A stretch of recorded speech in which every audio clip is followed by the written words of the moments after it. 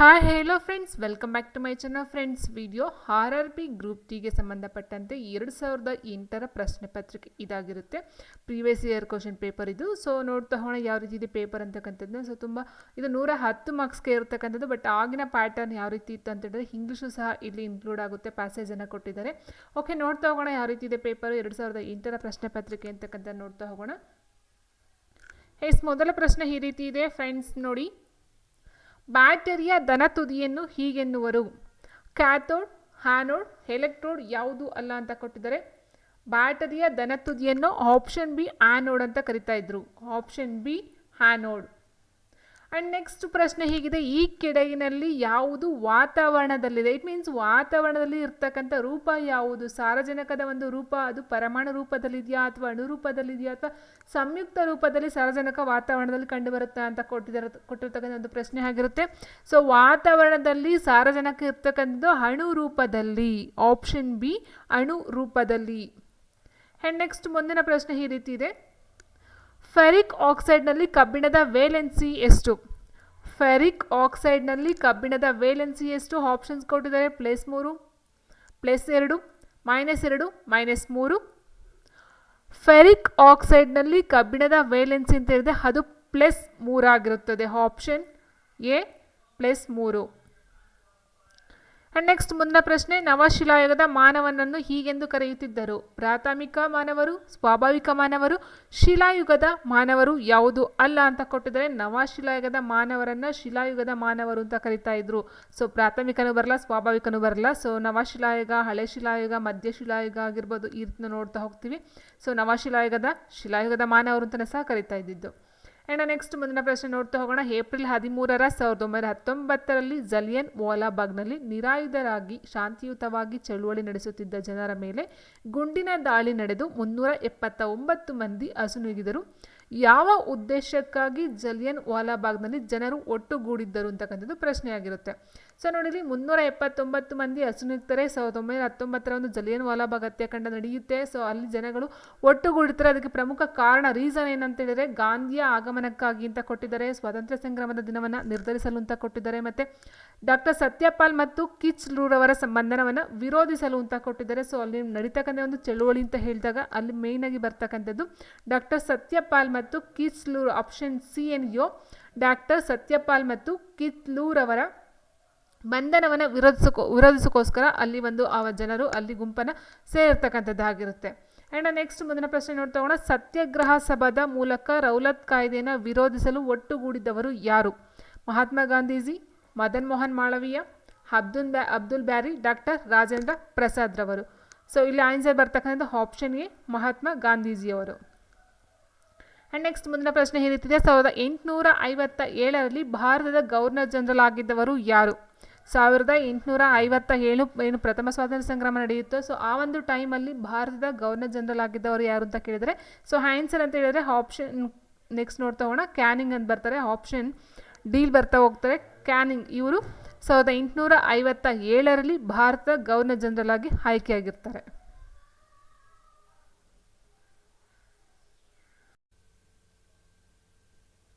So answer option D ಆಗಿರುತ್ತೆ. And next ಮುಂದಿನ ಪ್ರಶ್ನೆ ನೋಡ್ತಾ ಹೋಗೋಣ. ದನಿಸಿರೋ, ಮನಾಸ್ ಮತ್ತು ಕುಲ್ಫಿ ಇವರು ಯಾವುದರ ಬುಡಕಟ್ಟು ಜನಾಂಗಗಳು ಅಂತ ಕೇಳಿದರೆ ದನಿಸಿರೋ, ಮನಾಸ್ ಮತ್ತು ಕುಲ್ಫಿ ಇವರು ಬ್ರಹ್ಮಪುತ್ರ ಏನು ನದಿ ಇದೆಯೋ ಅಲ್ಲಿನ ಕಂಡು ಬರ್ತಕ್ಕಂಥದ್ದು ಜನಾಂಗದ ಆಗಿರ್ತಾರೆ. ಆ್ಯಂಡ್ ನೆಕ್ಸ್ಟ್ ಬಂದು ಭೌಗೋಳಿಕ ಎತ್ತರದ ಪ್ರಕಾರ ಈ ಕೆಳಗಿನಲ್ಲಿ ಅತ್ಯಂತ ಹಳೆಯ ಪರ್ವತ ಯಾವುದು ಅಂತ ಕೇಳಿದರೆ ನೀಲಗಿರಿ, ಸಾತ್ಪುರ ಶ್ರೇಣಿ, ವಿಂಧ್ಯ, ಅರಾವಳಿ. ಸೊ ಇದು ತುಂಬ ಸಲ ಈ ಒಂದು ಪ್ರಶ್ನೆ ಕೇಳಿರ್ತಕ್ಕಂಥದ್ದು. ಸೊ RRB ಅಂತ ಅಲ್ಲ, ತುಂಬ ಸಲ ಬೇರೆ ಒಂದು ಎಕ್ಸಾಮ್ಸಲ್ಲಿ ಕೇಳಿದ್ದಾರೆ ಈ ಒಂದು ಪ್ರಶ್ನೆ. ಅತ್ಯಂತ ಹಳೆಯ ಪರ್ವತ ಯಾವುದು ಅಂತ ಹೇಳಿದರೆ ಅದು ಬಂದು ಆಪ್ಷನ್ ಡಿ ಅರಾವಳಿ ಆಗಿರುತ್ತೆ. ಅರಾವಳಿ ಬೆಟ್ಟಗಳು ಅಂತ ಹೇಳ್ತೀವಿ. And next test tube baby ಅಂದರೆ ಪ್ರಣಾಳ ಶಿಶು ಎಂದರೆ ಏನು ಅಂತ ಕೇಳಿದರೆ ಫೆಲೋಪಿಯನ್ ನಾಳದಲ್ಲಾಗಿರೋ ಗರ್ಭಧಾರಣೆ. ಹೌದಾ? ಸೊ ಅದು ಆಗೋದಿಲ್ಲ.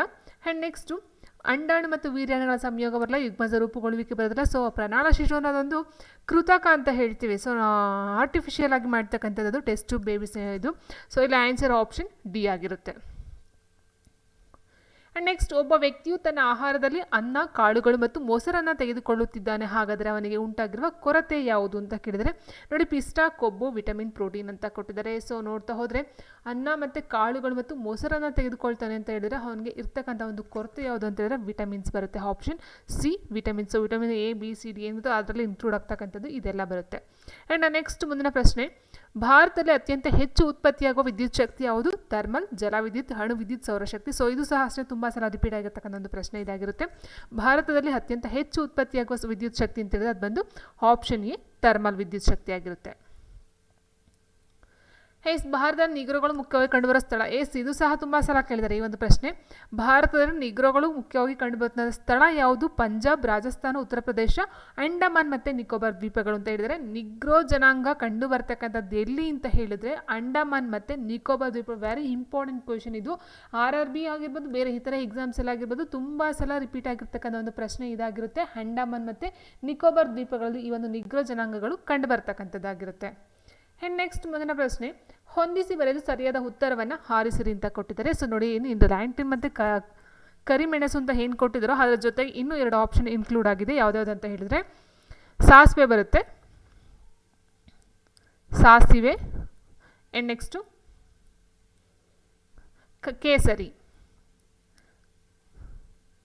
ಕೇಸರಿ ಬಂದಿದೆ. ಆ್ಯಂಡ್ ಇದರ ಒಂದು ಆಪ್ಷನ್ ಬಂದು ಮಸಾಲೆ ವಸ್ತು ಬಂದಿದೆ, ಮಸಾಲೆ ವಸ್ತು. ಆ್ಯಂಡ್ ನೆಕ್ಸ್ಟ್ ಕೇಸರಿ ಪಕ್ಕ ಬಂದು ಸುವಾಸನೆ ವಸ್ತು ಅಂತ ಇದೆ, ಸುವಾಸನೆಯ ವಸ್ತು. ಸೊ ನೋಡಿ, ಇಲ್ಲಿ ಲ್ಯಾಂಟಿನ್ ಅಂತಕ್ಕಂಥದ್ದು ಕಾಳುಗಳಿಗೆ ಬರ್ತಕ್ಕಂಥದ್ದು.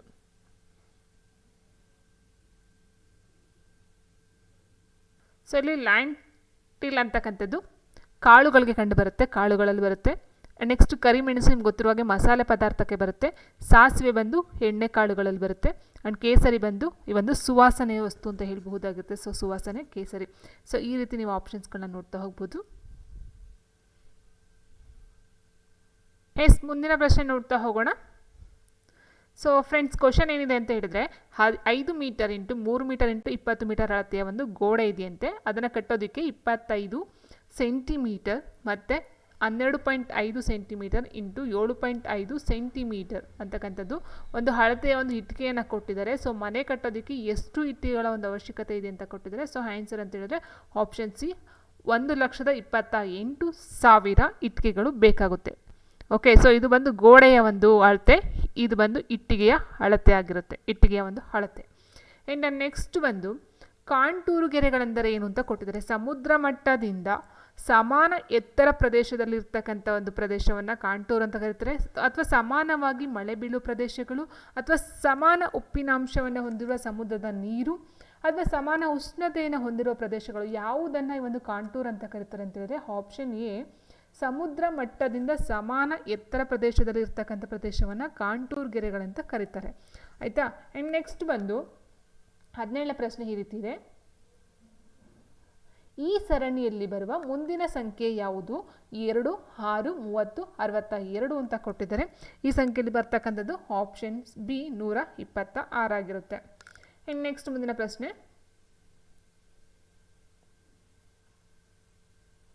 ಭರತನಾಟ್ಯವು ಈ ರಾಜ್ಯದ ನೃತ್ಯ ಅಂತ ಕೊಟ್ಟಿದ್ದಾರೆ. ತಮಿಳುನಾಡು, ಕೇರಳ, ಅಸ್ಸಾಂ, ಕರ್ನಾಟಕ. ಸೊ ಕರ್ನಾಟಕ ನಮ್ಗೆ ಗೊತ್ತೇ ಇದೆ, ಯಕ್ಷಗಾನ ಬರ್ತಕ್ಕಂಥದ್ದು ಕರ್ನಾಟಕದಲ್ಲಿ. ಆ್ಯಂಡ್ ಕೇರಳ ಬಂದು ಕಥಕ್ಕಳಿ ಬರುತ್ತೆ. ನೆಕ್ಸ್ಟ್ ಅಸ್ಸಾಂ ಬಂದು ಬಿಹು. ಅದೇ ರೀತಿ ತಮಿಳುನಾಡು ಒಂದು ರಾಜ್ಯದ ನೃತ್ಯ ಅಂತ ಹೇಳಿರೋದು ಭರತನಾಟ್ಯ ಆಗಿತ್ತು. Option A Bharatanatyam, Tamil Nadu. And next ಬಿಟ್ಟ ಸಂಖ್ಯೆಯನ್ನು ಕಂಡುಹಿಡಿಯಿರಿ. 4, 10, 22, 46 ಕೊಟ್ಟಿದ್ರೆ. ಸೊ 4, 5, 2 ಮಾಡಿದ್ರೆ 4, 8 + 2 10 ಆಯಿತು. 10 × 2 20, 20 + 2 ನೋಡಿ, ಇದು 4 × 2 + 2 ಮಾಡಿದರೆ 4, 8, 10 ಆಯಿತು. ಅದೇ ರೀತಿ 10ನ 10 × 2 + 2 17, 20, 22 ಆಯಿತು. ಅದೇ ರೀತಿ 22 × 2 + 2 46 ಆಗುತ್ತೆ. 46 × 2 + 2 ಅಂತ ಮಾಡಿದಾಗ ನಿಮಗೆ 190. ನೆಕ್ಸ್ಟ್ ಇದಕ್ಕೆ ಬರ್ತಕ್ಕಂಥದ್ದು 46 × 2 ಅಂತ ಹೇಳಿದಾಗ ಕೆಳ 8, 9, 92 + 2 94 ಆಯಿತು. ಆಪ್ಷನ್ ಡಿ ಆಗುತ್ತೆ. ಆ್ಯಂಡ್ ನೆಕ್ಸ್ಟ್ ಬಿಟ್ಟಿರುವ ಅಕ್ಷರಗಳನ್ನು ಕಂಡುಹಿಡಿಯಿರಿ ಅಂತ ಕೊಟ್ಟಿದ್ದಾರೆ. ಸೊ ಇದಕ್ಕೆ ಆನ್ಸರ್ ಬಂದು ಆಪ್ಷನ್ ಬಿ ಆಗಿರುತ್ತೆ. ಯಾವ ರೀತಿಯಿಂದ ನೋಡ್ತಾ ಹೋದರೆ ನೋಡಿ, ಯಾವ ರೀತಿ ಹಾಕ್ಕೊಳ್ಬಹುದು ಅಂತ ಹೇಳಿದ್ರೆ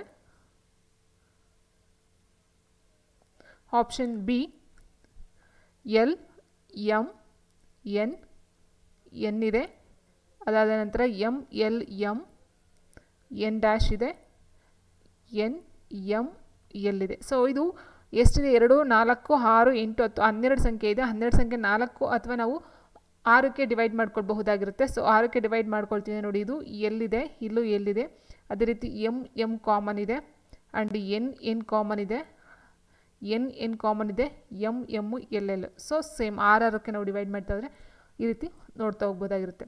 ಆ್ಯಂಡ್ ನೆಕ್ಸ್ಟ್ ಮುಂದಿನ ಪ್ರಶ್ನೆ ಈ ರೀತಿ ಇದೆ. ಒಬ್ಬ ವಿದ್ಯಾರ್ಥಿಯು 30 ಮೀಟರ್ ದಕ್ಷಿಣಕ್ಕೆ ನಡೆದು, ಸೊ ನೋಡಿ 30 ಮೀಟರ್ ದಕ್ಷಿಣ ಅಂತ ಹೇಳಿದ್ದಾರೆ. ಸೊ ನಮಗೆ ದಕ್ಷಿಣ ಇದು ಬರುತ್ತೆ ಹೌದಾ, 30 ಮೀಟರ್ ದಕ್ಷಿಣಕ್ಕೆ ನಡೆಯುತ್ತಾನೆ.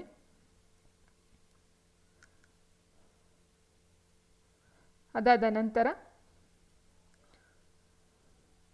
30 ಮೀಟರ್ ದಕ್ಷಿಣ ಆಯಿತು. ಅದಾದ ನಂತರ ಏನು ಮಾಡ್ತಾನೆ? ಎಡಕ್ಕೆ ತಿರುಗಿ, ಎಡ ಅಂದರೆ ಈ ಕಡೆ ಬರುತ್ತೆ, ಎಡಕ್ಕೆ ತಿರುಗಿ 30 ಮೀಟ್ರ್ ಹೋಗ್ತಾನೆ. ಅದಾದ ನಂತರ ಮತ್ತೆ ಎಡಕ್ಕೆ ತಿರುಗಿ ಈ ಕಡೆ 20 ಮೀಟ್ರ್ ಹೋಗ್ತಾನೆ. ಆ್ಯಂಡ್ ನೆಕ್ಸ್ಟ್ ಏನಾಗುತ್ತೆ ಇಲ್ಲಿ? ಸೊ ನೋಡಿ ಇದು 30 ಇರೋದು ಹಿಂಗಿರುತ್ತೆ, ಇಲ್ಲಿಗೆ 30 ಬರುತ್ತೆ.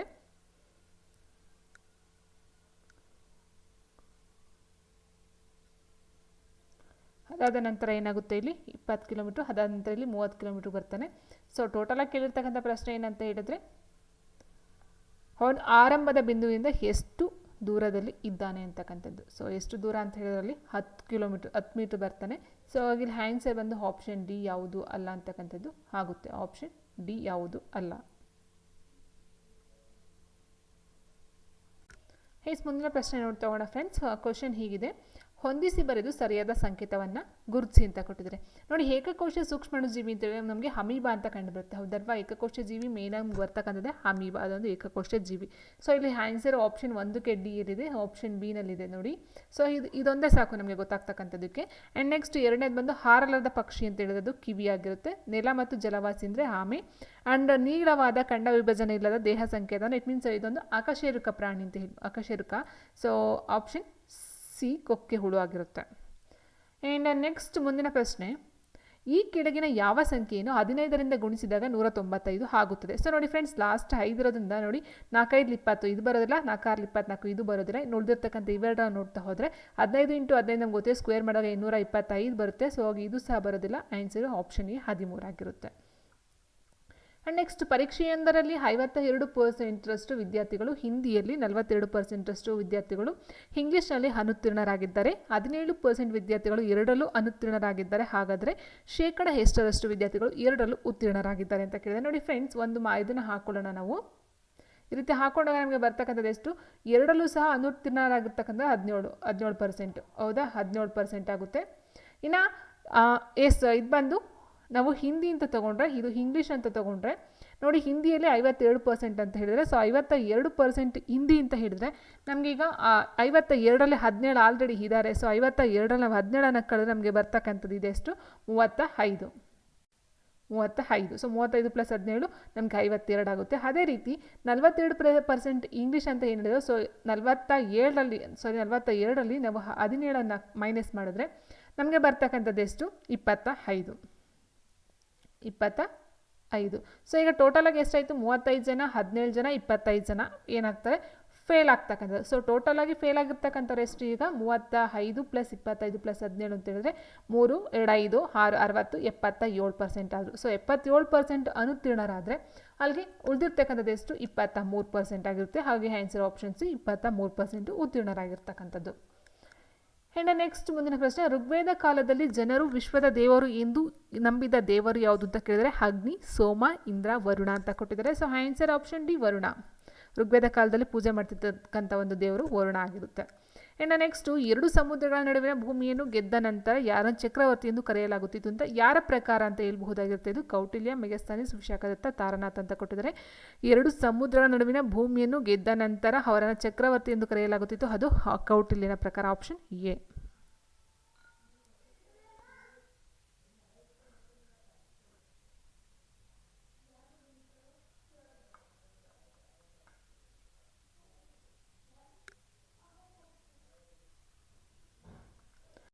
ಮುಂದಿನ ಪ್ರಶ್ನೆ ಈ ರೀತಿ ಇದೆ: ಕೆಳಗಿನಲ್ಲಿ ಯಾವುದು ಗಾಂಧೀಜಿಯವರ ಕೃಷಿ ಕ್ಷೇತ್ರವಾಗಿದೆ? ಚಂಪಾರಣ್ಯ, ಬರಡೋಲಿ, ಖೇಡಾ. ಚಂಪಾರಣ್ಯ ಮತ್ತು ಖೇಡಾ ಅಂತ ಕೊಟ್ಟಿದ್ದಾರೆ. So answer option D Champaran ಮತ್ತು ಖೇಡ ಎರಡೂ ಸಹ ಬರ್ತಕ್ಕಂಥದ್ದಾಗಿರುತ್ತೆ. ಇನ್ನು ನೆಕ್ಸ್ಟು ಈ ಕೆಳಗಿನ ಯಾವ ದೇಶದ ಗಡಿಯು ಅತ್ಯಂತ ಉದ್ದವಾಗಿದೆ? Bharat, France, Russia and Zimbabwe ಅಂತ ಕೊಟ್ಟಿದ್ದಾರೆ. ಸೊ ನಮಗೆ ಗೊತ್ತಿದೆ, ಅಂದರೆ ಅತ್ಯಂತ ದೊಡ್ಡ ದೇಶ ಯಾವುದು ಅಂತ ಕೇಳ್ತೀವಿ. ಸೊ ದೊಡ್ಡ ದೇಶ ಯಾವುದು ಅಂತ ಹೇಳಿದ್ರೆ ಆಪ್ಷನ್ ಸಿ ರಷ್ಯಾ, ಹೌದಲ್ವಾ? ಸೊ ಹಾಗೆ ಅದನ್ನೇ ಕೇಟದಲ್ಲಿ ದೇಶದ ಗಡಿಯ ಅತ್ಯಂತ ಉದ್ದ ಅಂದರೆ ಅದು ಆಪ್ಷನ್ ಸಿ ರಷ್ಯಾ ಆಗಿರುತ್ತೆ. ಆ್ಯಂಡ್ ನೆಕ್ಸ್ಟ್ ಭಾರತದ ಯಾವ ಪ್ರದೇಶದಲ್ಲಿ ಬಳೆಗಳ ಕಾರ್ಖಾನೆ ಇದೆ ಅಂತ ಕೇಳಿದರೆ, ಭಾರತದ ಯಾವ ಪ್ರದೇಶದಲ್ಲಿ ಬಳೆಗಳ ಕಾರ್ಖಾನೆ? ಸೊ ಇಟ್ ಮೀನ್ಸ್ ಯಾವ ಒಂದು ಜಾಗ ಅಂದರೆ ಅದು ಆಪ್ಷನ್ ಬಿ ಫಿರೋಜಾಬಾದ್, ಬಳೆಗಳಿಗೆ ಫೇಮಸ್ ಆಗಿರ್ತಕ್ಕಂಥ ಒಂದು ಸ್ಥಳ. ಕಂಪ್ಯೂಟರ್ನ ಜನಕ ಯಾರು? Charles Babbage, Henry Becquerel, John Harrison, Charles Catling ಅಂತ ಕೊಟ್ಟಿದ್ದಾರೆ. ಕಂಪ್ಯೂಟರ್ನ ಜನಕ ಆಪ್ಷನ್ ಎ ಚಾರ್ಲ್ಸ್ ಬ್ಯಾಬೇಜ್ ಆಗಿರ್ತಾರೆ. ಆ್ಯಂಡ್ ನೆಕ್ಸ್ಟ್ 31ನೇ ಪ್ರಶ್ನೆ. ಸೊ ಕಂಪ್ಯೂಟರ್ಗೆ ಸಂಬಂಧಪಟ್ಟಂತೆ 2 ಪ್ರಶ್ನೆಗಳಿದ್ದಾವೆ. ದ್ವಿಮಾನ ಪದ್ಧತಿಯ ಕಂಪ್ಯೂಟರ್ ಭಾಷೆಯಲ್ಲಿ ಬಳಸಲ್ಪಡುವ ಸಂಖ್ಯೆಗಳು ಯಾವುದು ಅಂತ? ದ್ವಿಮಾನ ಪದ್ಧತಿ ಅಂತ ಹೇಳಿದಾಗ 0 ಮತ್ತು 1 ಬರುತ್ತೆ. ಸೊ ಇದು ಮ್ಯಾಥ್ಸಲ್ಲೂ ಸಹ ಬರುತ್ತೆ ಆ್ಯಂಡ್ ಕಂಪ್ಯೂಟರಲ್ಲಿ ಸಹ ಬರುತ್ತೆ. ಆಪ್ಷನ್ ಬಿ 0 ಮತ್ತು 1. ಮ್ಯಾಕ್ಮೋಹನ್ ರೇಖೆಯು ಇವುಗಳನ್ನು ವಿಭಾಗಿಸುತ್ತದೆ ಅಂತ ಕೊಟ್ಟಿದ್ದಾರೆ. ಸೊ ಮ್ಯಾಕ್ಮೋಹನ್ ಬಂದು ಭಾರತ ಮತ್ತು ಚೀನಾದ ಮಧ್ಯೆ ಬರ್ತಕ್ಕಂಥ ಒಂದು ಗಡಿ ರೇಖೆ. ಭಾರತ ಮತ್ತು ಪಾಕಿಸ್ತಾನ ಅಂತ ಹೇಳಿದಾಗ ರ್ಯಾಡ್ ಕ್ಲಿಪ್ ಬರುತ್ತೆ, ರ್ಯಾಡ್ ಕ್ಲಿಪ್. ಸೊ ಇಲ್ಲಿ ಮ್ಯಾಕ್ಮೋಹನ್ ಬಂದು ಭಾರತ ಮತ್ತು ಚೀನಾದ ನಡುವೆ ಬರ್ತಕ್ಕಂಥ ಒಂದು ಗಡಿ ರೇಖೆ. ಆ್ಯಂಡ್ ಮುಂದಿನ ಪ್ರಶ್ನೆ ನೋಡ್ತಾ ಹೋಗೋಣ. ಆಸ್ಕಾರ್ಬಿಕ್ ಆಮ್ಲವು ಮುಖ್ಯವಾಗಿ ಇದರಲ್ಲಿ ದೊರೆಯುತ್ತದೆ, ಯಾವುದರಲ್ಲಿ? ಸೊ ಆಸ್ಕಾರ್ಬಿಕ್ ಆಮ್ಲ ಅಂತ ಹೇಳಿದ್ರೆ ಅಲ್ಲಿ ಬರ್ತಕ್ಕಂಥದ್ದು ವಿಟಮಿನ್ ಸಿ ಬರುತ್ತೆ. ವಿಟಮಿನ್ ಸಿ ಬರ್ತಕ್ಕಂಥ ಹುಳಿ ಅಂತ ಏನು ಹೇಳ್ತೀವೋ, ಸೊ ಅದರಲ್ಲೂ ಸಹ ಡಿ ಕಿತ್ತಳೆಯಲ್ಲಿ ಬರ್ತಕ್ಕಂಥದ್ದು, ಲೆಮನ್ ಅಥವಾ ಕಿತ್ತಳೆಯಲ್ಲಿ ಕಂಡು ಬರ್ತಕ್ಕಂಥದ್ದು ಆಸ್ಕಾರ್ಬಿಕ್ ಆಮ್ಲ. ಆ್ಯಂಡ್ ನೆಕ್ಸ್ಟ್ ಮುಂದಿನ ಪ್ರಶ್ನೆ. ಇರುವೆಯು ಒಂದು ಸಾಮಾಜಿಕ ಜೀವಿ ಏಕೆಂದರೆ ಅದು ಗುಂಪಿನಲ್ಲಿ ವಾಸ ಮಾಡುತ್ತೆ, ಹಾಗೆ ಅದನ್ನು ನಾವು ಸಾಮಾಜಿಕ ಜೀವಿ ಅಂತ ಹೇಳ್ತೀವಿ. ಸೊ ಇರುವೆನೂ ಸಹ ಹೇಳ್ತೀವಿ, ಮನುಷ್ಯನೂ ಸಹ ಹೇಳ್ತೀವಿ, ಸಂಘ ಜೀವಿ ಅಂತ ಹೇಳ್ತೀವಿ ಮನುಷ್ಯನ. ಸೊ ಅದೇ ರೀತಿ ಈ ಒಂದು ಗುಂಪಿನಲ್ಲಿ ವಾಸ ಮಾಡ್ತಕ್ಕಂಥದ್ದು ಸಾಮಾಜಿಕ ಜೀವಿಯಾಗಿರುತ್ತೆ.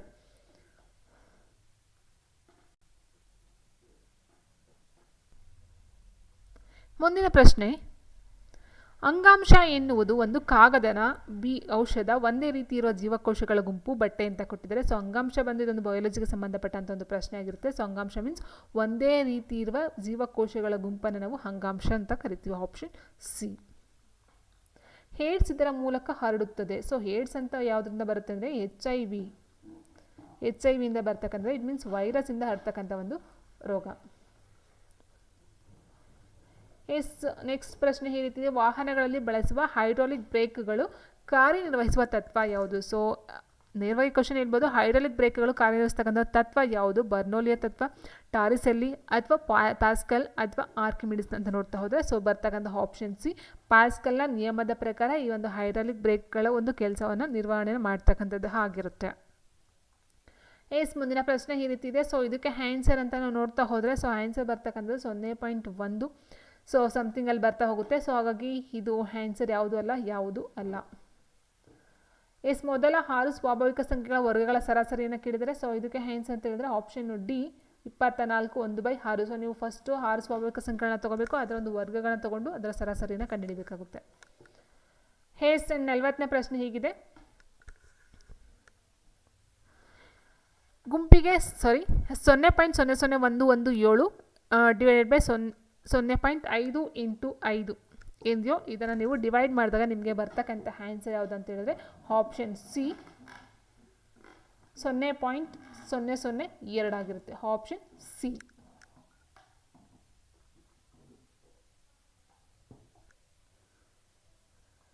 ಮುಂದಿನ ಪ್ರಶ್ನೆ ಏನಿರ್ತಿದೆ. ಗುಂಪಿಗೆ ಸೇರದನ್ನು ಗುರುತಿಸಿ. 140 ಮತ್ತು 45, 110 ಮತ್ತು 85, 100 ಮತ್ತು 30, ಸೊ 80 ಮತ್ತು 25. ಸೊ ಇಲ್ಲಿ ತಲೆ ಕೆಡಿಸ್ಕೊಂಡು ಮಾಡ್ತಕ್ಕಂಥ ಕ್ವಶನ್ ಯಾವುದು ಅಲ್ಲ ಇದು.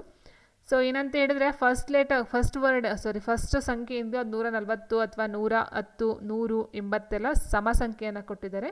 45, 85, 25 ಇದೆಲ್ಲ ಬೇಸ ಸಂಖ್ಯೆಯನ್ನು ಕೊಟ್ಟಿದ್ದಾರೆ. ಬಟ್ ಆಪ್ಷನ್ ಸಿ ಏನಿದೆಯೋ ಅದ್ರಲ್ಲಿ ಮಾತ್ರ 100 ಮತ್ತು 30 ಎರಡು ಸಹ ಸಮ ಸಂಖ್ಯೆಯನ್ನು ಕೊಟ್ಟಿದ್ದಾರೆ. ಹಾಗಾಗಿ ಆನ್ಸರು ಆಪ್ಷನ್ ಸಿ ಆಗಿರುತ್ತೆ. ಆ್ಯಂಡ್ ನೆಕ್ಸ್ಟ್ ಮುಂದೆ ಏನು ಕೊಟ್ಟಿದ್ದಾರೆ, direction 42 to 48 read the following passage carefully and then answer the following questions ಅಂತ ಕೊಟ್ಟಿದ್ದಾರೆ. ಅಂದರೆ ನಾನು ಸ್ಕಿಪ್ ಮಾಡ್ತೀನಿ, ಯಾಕಂದರೆ ಇದು ಪ್ಯಾಸೇಜನ್ನು ಕೊಟ್ಟಿದ್ದಾರೆ. ಪ್ಯಾಸೇಜನ್ನು ನೋಡ್ಕೊಂಡು ನೀವು ಆನ್ಸರ್ನ ಮಾಡಬೇಕಾಗುತ್ತೆ. ಹಾಗಾಗಿ ಈ ಒಂದು ಇದನ್ನು ನಾನು ಸ್ಕಿಪ್ ಮಾಡ್ತಾ ಹೋಗ್ತೀನಿ. ಓಕೆ. ಆ್ಯಂಡ್ ನೆಕ್ಸ್ಟ್ ಕ್ವೆಶನ್ ಈ ರೀತಿ ಇದೆ. ಇದೆಲ್ಲ ಬಂದು ಪ್ಯಾಸೇಜ್ಗೆ ಸಂಬಂಧಪಟ್ಟಂಥದ್ದು. 52ನ ನೋಡ್ತಾ ಹೋಗೋಣ. ರೈಲ್ವೆ ನೇಮಕಾತಿ ಮಂಡಳಿ ಈ ಕೆಳಕಂಡ ಸ್ಥಳದಲ್ಲಿ ಇಲ್ಲ. ಚೆನ್ನೈ, ಅಲಹಾಬಾದ್, ಗೋರಖ್ಪುರ, ನವದೆಹಲಿ ಅಂತ ಕೊಟ್ಟಿದ್ದಾರೆ. ಸೊ ನಿಮ್ಗೆ ಗೊತ್ತಿರಬಹುದು ರೈಲ್ವೆ ನೇಮಕಾತಿ ಮಂಡಳಿ ಆಗಿರ್ಬೋದು, ರೈಲ್ವೆ ಮಂಡಳಿಗಳಾಗಿರ್ಬೋದು. ಸೊ ಇಲ್ಲಿ ಚೆನ್ನೈ, ಅಲಹಾಬಾದ್, ಗೋರಖ್ಪುರದಲ್ಲಿ ಕಂಡು ಬರುತ್ತೆ. ಬಟ್ ನವದೆಹಲಿಯಲ್ಲಿ ಕಂಡು ಬರೋದಿಲ್ಲ. ಹಾಗಾಗಿ ಆನ್ಸರ್ ಆಪ್ಷನ್ ಡಿ ಆಗಿರುತ್ತೆ. ರಾಷ್ಟ್ರೀಯ ಆದಾಯವನ್ನು ಅಂದಾಜುವ ಸಂಸ್ಥೆ ಯಾವುದು? RBI, ಯೋಜನಾ ಆಯೋಗ, ಹಣಕಾಸು ಸಚಿವಾಲಯ, ಕೇಂದ್ರೀಯ ಅಂಕಿಅಂಶ ಸಂಸ್ಥೆ ಅಂತ ಕೊಟ್ಟಿದ್ದಾರೆ. ಸೊ ನೋಡಿ, ರಾಷ್ಟ್ರೀಯ ಆದಾಯವನ್ನು ಅಂದಾಜಿಸುವಂಥ ಸಂಸ್ಥೆ ಅಂತ ಹೇಳಿದ್ರೆ ಆಪ್ಷನ್ ಡಿ, ಕೇಂದ್ರೀಯ ಅಂಕಿಅಂಶ ಸಂಸ್ಥೆ ಆಗಿರುತ್ತದೆ. ನೆಕ್ಸ್ಟ್, ಬಡತನ ರೇಖೆಯು ಮಾನದಂಡವನ್ನು, ಸೊ ಬಡತನ ಏನು ರೇಖೆ ಅಂತ ಹೇಳ್ತೀವೋ ಇದರ ಒಂದು ವ್ಯಾಖ್ಯಾನವನ್ನು ಕೊಡ್ತಾರೆ. ಏನಂತ ಹೇಳಿದ್ರೆ 2400 ಕ್ಯಾಲೋರಿಗಳಷ್ಟು ಆಹಾರ ಗ್ರಾಮೀಣ ಪ್ರದೇಶದ ವ್ಯಕ್ತಿಗೆ ಸಿಗಬೇಕು. ಅದೇ ರೀತಿ 2100 ಕ್ಯಾಲೋರಿಗಳಷ್ಟು ಆಹಾರ ನಗರ ಪ್ರದೇಶದ ವ್ಯಕ್ತಿಗೆ ಸಿಗಬೇಕು. ಅದನ್ನು ಬಡತನ ರೇಖೆಗಿಂತ ಜಾಸ್ತಿ ಇರ್ತಕ್ಕಂಥದ್ದು, ಅಂದರೆ ಬಡತನ ರೇಖೆ ಏನು ಕೊಡ್ತಾರೋ ಸೊ ಅದರ ಒಂದು ವ್ಯಾಖ್ಯಾನವನ್ನು ಕೊಡ್ತಾರೆ. ಗ್ರಾಮೀಣ ಪ್ರದೇಶ ವ್ಯಕ್ತಿ 2400 ಕ್ಯಾಲೋರಿಯಷ್ಟು ಇರಬೇಕು ಆ್ಯಂಡ್ ನಗರ ಪ್ರದೇಶದ ವ್ಯಕ್ತಿಗೆ 2100 ಕ್ಯಾಲೋರಿಯಷ್ಟು ಇರಬೇಕು. ಇದು ಬಡತನ ರೇಖೆಗೆ ಒಂದು ರೇಖೆಯನ್ನು ಹಾಕ್ತಾರೆ, ಅಂದರೆ ಒಂದು ಮಿನಿಮಮ್ ಇಷ್ಟು ಇರಬೇಕು ಒಬ್ಬ ವ್ಯಕ್ತಿಗೆ ಅಂತಕ್ಕಂಥದ್ದು. ಸೊ ಈ ವ್ಯಾಖ್ಯಾನವನ್ನು ಕೊಡ್ತಕ್ಕಂಥದ್ದು ಯಾರು ಅಂತ ಹೇಳಿದ್ರೆ ಆಪ್ಷನ್ ಸಿ, ಯೋಜನಾ ಆಯೋಗ ಆಗಿರುತ್ತೆ. ಆ್ಯಂಡ್ ನೆಕ್ಸ್ಟ್, ತಾಂತ್ರಿಕ ಅರೆ ನಿರುದ್ಯೋಗವನ್ನು ಈ ಸಂದರ್ಭಕ್ಕೆ ವ್ಯಾಖ್ಯಾನಿಸಬಹುದು. ಅಂದರೆ ಅರೆ ನಿರುದ್ಯೋಗ ಅಂತ ಅಂದರೆ ಏನಂತ ಹೇಳಿದ್ರೆ ತಾಂತ್ರಿಕ ಅರೆ ನಿರುದ್ಯೋಗ ಅಂತಂದರೆ ವೆಚ್ಚದ ರೂಪದಲ್ಲಿ ಶ್ರಮದ ಕೊಡುಗೆ ಕಡಿಮೆ. ಅಂದರೆ ಶ್ರಮದ ಕೊಡುಗೆ, ನಾವೇನು ಶ್ರಮವನ್ನು ಹಾಕ್ತೀವೋ ಸೊ ಅದರ ಒಂದು ಕೊಡುಗೆ ಕಡಿಮೆ ಆದದ್ದು ಅರೆ ನಿರುದ್ಯೋಗ ಅಂತ ಹೇಳ್ಬಹುದು ಅಂತ ಒಂದು ವ್ಯಾಖ್ಯಾನವನ್ನು ಕೊಡ್ತಾರೆ. ನೆಕ್ಸ್ಟ್, ಹೆಚ್ಚುವರಿ ಆದಾಯ ಗಳಿಸಲು ತಾತ್ಕಾಲಿಕವಾಗಿ ವಿಧಿಸುವ ತೆರಿಗೆಯನ್ನು ಏನೆಂದು ಕರೆಯುತ್ತಾರೆ? Cess, fee, rate, charge. So ಇದು ಎಕನಾಮಿಕ್ಸ್ಗೆ ಸಂಬಂಧಪಟ್ಟ ತುಂಬ ಕ್ವಶನ್ಸ್ ಬಂದಿದೆ. ಹೆಚ್ಚುವರಿ ಆದಾಯ ಗಳಿಸಲು ತಾತ್ಕಾಲಿಕವಾಗಿ ವಿಧಿಸುವ ತೆರಿಗೆಯನ್ನು ಏನೆಂದು ಕರೆಯುತ್ತಾರೆ? Option D, charge. ನೆಕ್ಸ್ಟ್, ಭಾರತದಲ್ಲಿ ಪ್ರಸ್ತುತ ನಗರೀಕರಣ ಹೆಚ್ಚಾಗುತ್ತಿರೋದಕ್ಕೆ ಕಾರಣ ಏನು? ಅಂದರೆ ನಗರೀಕರಣ ಅಂದರೆ ಹಳ್ಳಿಗಳಿಂದ ನಗರದತ್ತ ವಲಸೆಯನ್ನು ಹೋಗ್ತಾ ಇರ್ತಕ್ಕಂಥದ್ದು ನಗರೀಕರಣ ಅಂತ ಹೇಳ್ತೀವಿ. ಸೊ ಅದು ಏನಕ್ಕೆ ತುಂಬ ಈಗ ಇತ್ತೀಚಿನ ದಿನಗಳಲ್ಲಿ ನಗರೀಕರಣ ಜಾಸ್ತಿಯಾಗಿದೆ ಅಂತಂದರೆ ಎಲೆಕ್ಟ್ರಾನಿಕ್ ಮಾಧ್ಯಮ ಮತ್ತು ಸಿನಿಮಾಗಳ ಪ್ರಭಾವದಿಂದ ಅಂತ ಕೊಟ್ಟಿದ್ದಾರೆ 1 ಪಾಯಿಂಟು. ಅದಾದ ನಂತರ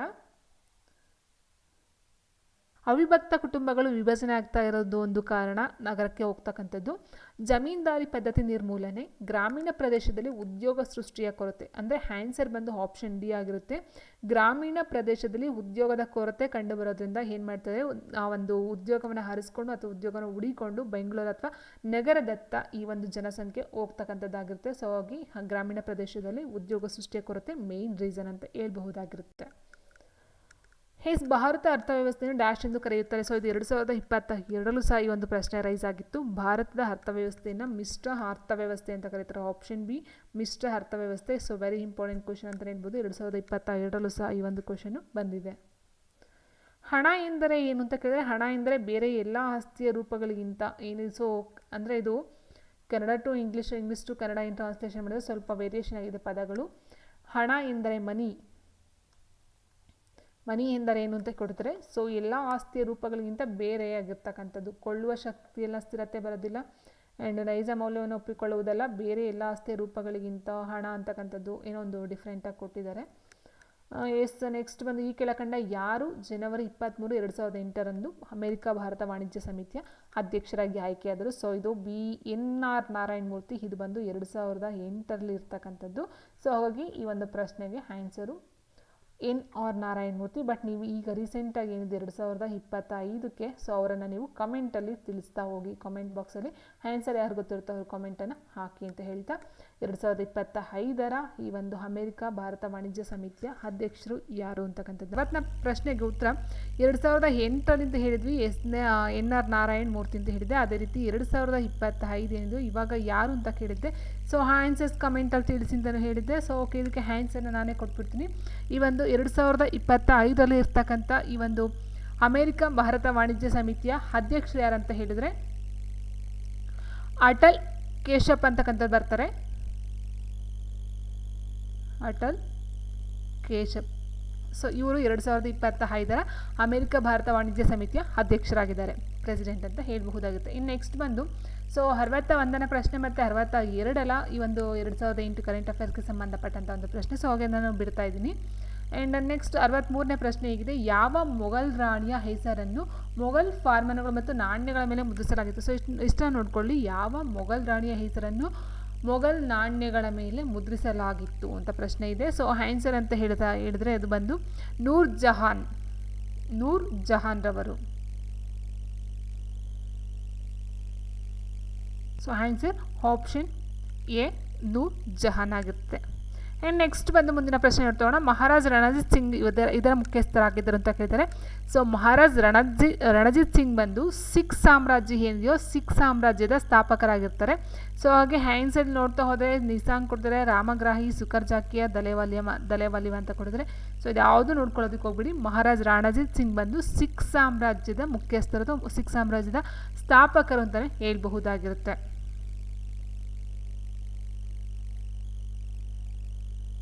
ಆ್ಯಂಡ್ ನೆಕ್ಸ್ಟ್ ಮುಂದಿನ ಪ್ರಶ್ನೆ. ಸೊ ಇದು ಕನ್ನಡದಿಂದ ಇಂಗ್ಲೀಷಿಂದ ಕನ್ನಡಕ್ಕೆ ಟ್ರಾನ್ಸ್ಲೇಷನ್ ಮಾಡೋದ್ರಿಂದ ಪೇಪರ್ನ ಸ್ವಲ್ಪ ಕ್ವಶನ್ಸ್ಗಳು ಸ್ವಲ್ಪ ಗೊಂದಲಗಳಿದ್ದಾವೆ. ಕ್ವಶನ್ಸ್ ಕ್ಲಾರಿಟಿ ಇದೆ, ಬಟ್ ಆನ್ಸರ್ ಸ್ವಲ್ಪ ಗೊಂದಲವನ್ನು ಮಾಡಿಕೊಟ್ಟಿದ್ದಾರೆ.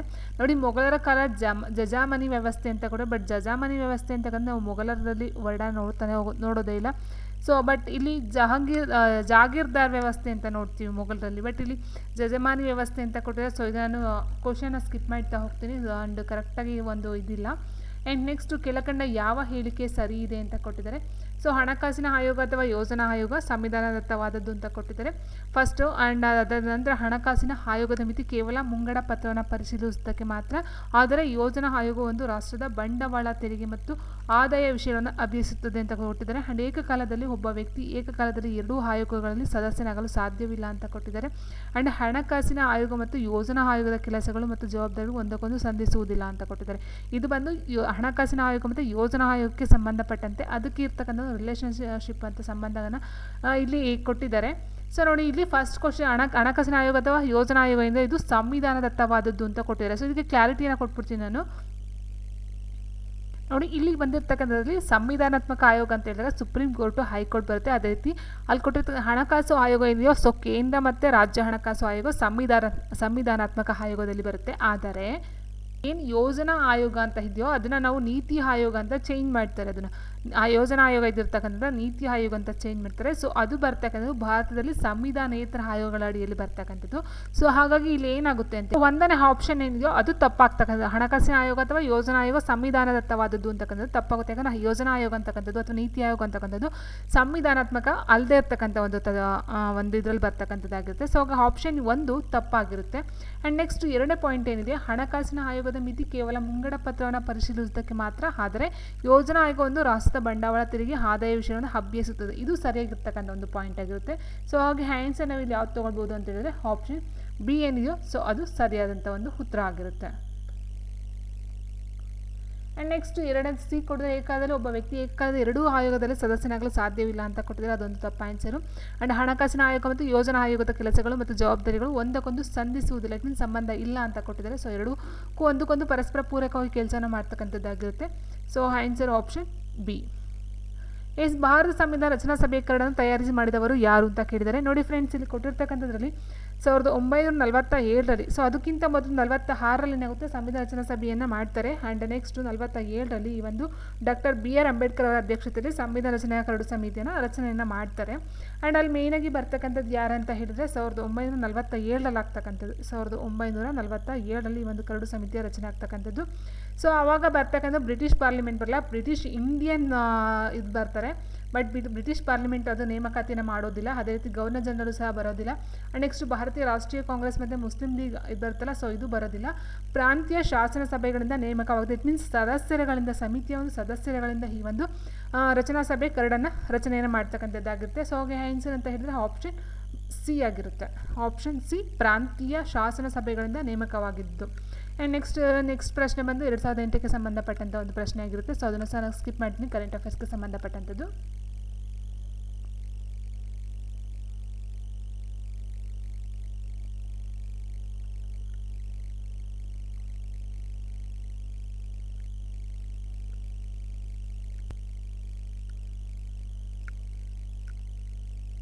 ನೆಕ್ಸ್ಟ್ ಅಮೆರಿಕ ಸಂಯುಕ್ತ ಪದ್ಧತಿ ಮತ್ತು ಭಾರತದ ಸಂಯುಕ್ತ ಪದ್ಧತಿಯಲ್ಲಿ ಸಾಮ್ಯವಿರುವ ಅಂಶ ಯಾವುದು? ಸೊ ನಿಮ್ಗೆ ಗೊತ್ತಿರಬಹುದು, ಈ ಒಂದು ಎರವಲನ್ನು ಪಡ್ಕೊಂಡಿರ್ತಕ್ಕಂಥ ಹೇಳ್ತೀವಿ. ಸೊ ಏಕಪೌರತ್ವ, ಸಂವಿಧಾನದ 3 ಪಟ್ಟಿಗಳು, 2 ರೀತಿಯ ನ್ಯಾಯ ವ್ಯವಸ್ಥೆ, ಸಂವಿಧಾನ ಅರ್ಥೈಸುವ ಸಂಯುಕ್ತ ಸುಪ್ರೀಂ ಕೋರ್ಟ್ ಅಂತ ಕೊಟ್ಟಿದ್ದಾರೆ. ಸೊ ಅಮೆರಿಕ ಸಂಯುಕ್ತ ಪದ್ಧತಿಯಿಂದ ಎರವಲು ಪಡೆದಿರ್ತಕ್ಕಂಥದ್ದು ಯಾವುದಂತ ಹೇಳಿದ್ರೆ ನೋಡಿ, ಇಲ್ಲಿ ಏಕಪೌರತ್ವವನ್ನು ಬ್ರಿಟನ್ನಿಂದ ಪಡ್ಕೊಂಡಿರ್ತಕ್ಕಂಥದ್ದು ಬ್ರಿಟನ್ನು. ಸೊ ಹಾಗಾಗಿ ಇದು ಬರೋದಿಲ್ಲ. ಅಮೆರಿಕ ಸಂಯುಕ್ತ ಪದ್ಧತಿ ಅಂತ ಹೇಳಿದಾಗ ಅಲ್ಲಿ ಸುಪ್ರೀಂ ಕೋರ್ಟ್ ಅಂತ ಏನಿದೆಯೋ ಸೊ ಇದನ್ನು ಎರವಲು ಪಡ್ಕೊಂಡಿರ್ತಕ್ಕಂಥದ್ದಾಗಿರುತ್ತೆ. ಹಾಗಾಗಿ answer option D. And next ರಾಜ್ಯಪಾಲರ ಅತ್ಯಂತ ಮಹತ್ವದ ಶಾಸನಾಧಿಕಾರವೆಂದರೆ ಕೊಟ್ಟಿದೆ ರಾಜ್ಯ ಶಾಸಕಾಂಗಕ್ಕೆ ಸದಸ್ಯರ ನೇಮಿಸುವುದು, ಸುಗ್ರೀವಾಜ್ಞೆ ಹೊರಡಿಸುವುದು, ರಾಜ್ಯ ಶಾಸಕಾಂಗ ಪಾಸ್ ಮಾಡಿದ ಮಸೂದೆಗಳಿಗೆ ಸಹಿ ಹಾಕುವುದು, ರಾಜ್ಯ ಶಾಸನ ಸಭೆಯನ್ನು ವಿಸರ್ಜಿಸುವುದು. ನೋಡಿ ಇಲ್ಲಿ ಎಲ್ಲ ಸಹ ರಾಜ್ಯಪಾಲರಿಗೆ ಸಂಬಂಧಪಟ್ಟಂಥ ಒಂದು ಅಧಿಕಾರಿಗಳಾಗಿರುತ್ತೆ. ಯಾಕಂದರೆ ಇಲ್ಲಿ ಸುಗ್ರೀವಾಜ್ಞೆ ಹೊರಡಿಸ್ತಕ್ಕಂಥದ್ದು ಸಹ ರಾಜ್ಯಪಾಲರು ಬರ್ತಾರೆ ರಾಜ್ಯದಲ್ಲಿ.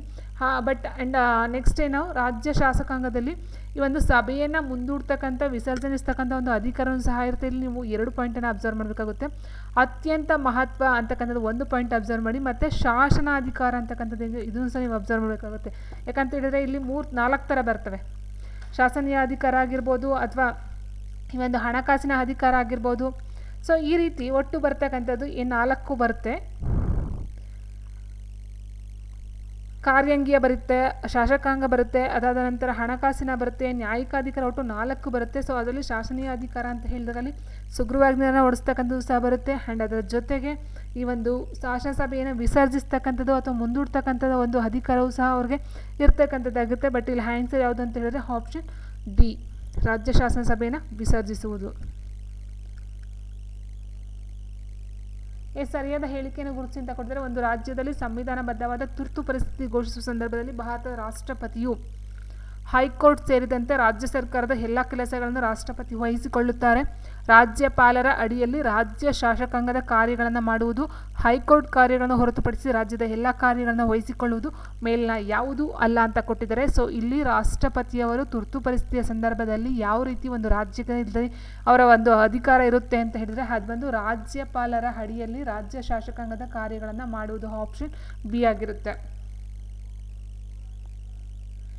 ನೆಕ್ಸ್ಟ್ ಭಾರತದ ಕ್ರೋಢೀಕರಣ ನಿಧಿಯ ಮೇಲೆ ವಿಧಿಸುವ ವೆಚ್ಚ ಯಾವುದು ಅಂತ ಕೊಟ್ಟಿದ್ದಾರೆ. ಸೊ ಆನ್ಸರ್ ಬಂದು ಇಲ್ಲಿ ಲೋಕಸಭಾಧ್ಯಕ್ಷರ ಖರ್ಚು ವೆಚ್ಚಗಳು, ಸಾಲ ಮರುಪಾವತಿ, ಸಾಲ ಮತ್ತು ಅದರ ಸೇವೆಗಳ ಮೇಲಿನ ವೆಚ್ಚ, ಹೈಕೋರ್ಟ್ ನ್ಯಾಯಾಧೀಶರ ಪಿಂಚಣಿ, ವಿವಾದ ಬಗೆಹರಿಸಲು ನೇಮಕವಾದ ನ್ಯಾಯಮಂಡಳಿಗೆ ಬೇಕಾದ ಖರ್ಚು ವೆಚ್ಚ, ಅಂಡ್ ಭಾರತದ ಲೆಕ್ಕ ಪರಿಶೋಧಕರು ಮತ್ತು ಮಹಾಲೆಕ್ಕ ಪರಿಶೋಧಕರ ಕಚೇರಿಯ ಆಡಳಿತಾತ್ಮಕ ವೆಚ್ಚಗಳು ಎಲ್ಲ ಸಹ ಇನ್ಕ್ಲೂಡ್ ಆಗುತ್ತೆ. ಸೊ ಇಲ್ಲಿ ಆನ್ಸರ್ ಆಪ್ಷನ್ ಡಿ ಆಗಿರುತ್ತೆ. ಸೊ ಇಲ್ಲಿ ಏನು ಕೊಟ್ಟಿದ್ದಾರೆ ಆಪ್ಷನ್ನು PQRS, ಇದು ಪಿ ಬರಬೇಕು. PQRST ಏನು ಕೊಡಿದಾರೋ 5 ಆಪ್ಷನ್ಸ್ಗಳು ಸಹ ಇದಕ್ಕೆ ಬರ್ತವೆ. ಸೊ ಇದೆಲ್ಲ ನೋಡ್ತಾ ಹೋದರೆ ಇಂಡಿಯನ್ ಕಾನ್ಸ್ಟಿಟ್ಯೂಷನ್ಗೆ ಸಂಬಂಧಪಟ್ಟಂಥ ಪ್ರಶ್ನೆಗಳು. ಸೊ ಇದಕ್ಕೆ ಜಸ್ಟ್ ಆನ್ಸರ್ಸ್ ಮಾತ್ರ ಕೊಡ್ತಾ ಹೋಗ್ತೀನಿ. ಆ್ಯಂಡ್ ನೆಕ್ಸ್ಟ್ ನಾವು ನೋಡ್ತಾ ಹೋಗೋಣ.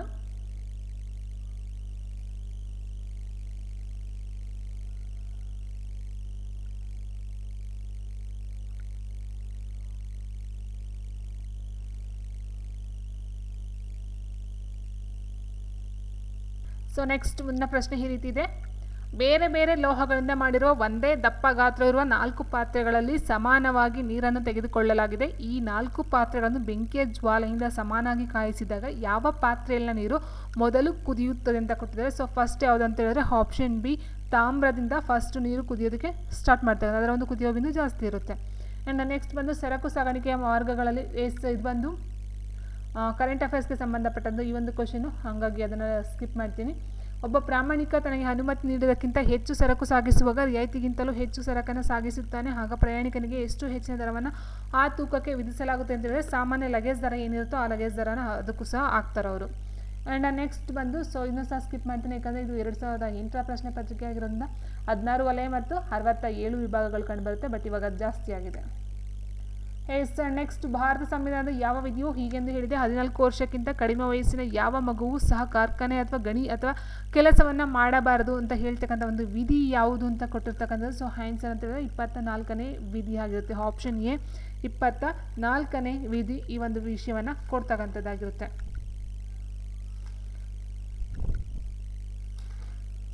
ಆ್ಯಂಡ್ ನೆಕ್ಸ್ಟು